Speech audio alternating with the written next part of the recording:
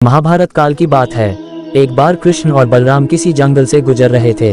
चलते चलते काफी समय बीत गया और अब सूरज भी लगभग डूबने वाला था।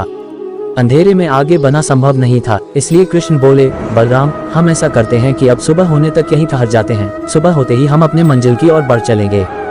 बलराम बोले, पर इस घने जंगल में हमें खतरा हो सकता है। यहाँ सोना उचित नहीं होगा, हमें जागकर ही रात बितानी होगी।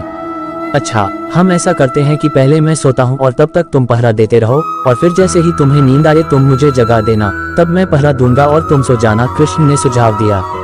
बलराम तैयार हो गए। कुछ ही पलों में कृष्ण गहरी नींद में चले गए और तभी बलराम को एक भयानक आकृति उनकी ओर आती दिखी। वो कोई राक्षस था।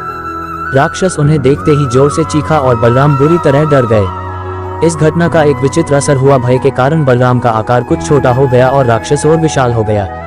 उसके बाद राक्षस एक बार और चीखा और पुनः बलराम डर कर कांप उठे। अब बलराम और भी सिकुड़ गए और राक्षस पहले से भी बड़ा हो गया। राक्षस धीरे धीरे बलराम की ओर बढ़ने लगा। बलराम पहले से ही भयभीत थे और उस विशालकाय राक्षस को अपनी ओर आता देख जोर से चीख पड़े, कृष्णा, और चीखते ही वही मूर्छित होकर गिर पड़े।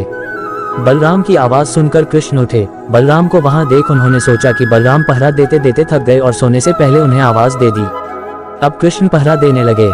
कुछ देर बाद वही राक्षस उनके सामने आया और जोर से चीखा। कृष्ण जरा भी घबराए नहीं और बोले, बताओ तुम इस तरह चीख क्यों रहे हो, क्या चाहिए तुम्हें। इस बार भी कुछ कृष्ण के साहस के कारण उनका आकार कुछ बढ़ गया और राक्षस का आकार कुछ घट गया। राक्षस को पहली बार कोई ऐसा मिला था जो उससे डर नहीं रहा था। घबराहट में वह पुनः कृष्ण पर जोर से चीखा। इस बार भी कृष्ण नहीं डरे और उनका आकार और भी बड़ा हो गया, जबकि राक्षस पहले से भी छोटा हो गया। एक आखिरी प्रयास में राक्षस पूरी ताकत से चीखा, पर कृष्ण मुस्कुरा उठे और फिर से बोले, बताओ तो क्या चाहिए तुम्हें। फिर क्या था, राक्षस सिकुड़कर बिल्कुल छोटा हो गया और कृष्ण ने उसे हथेली में लेकर अपनी धोती में बांध लिया और फिर कमर में खोंस कर रख लिया। कुछ ही देर में सुबह हो गई। कृष्ण ने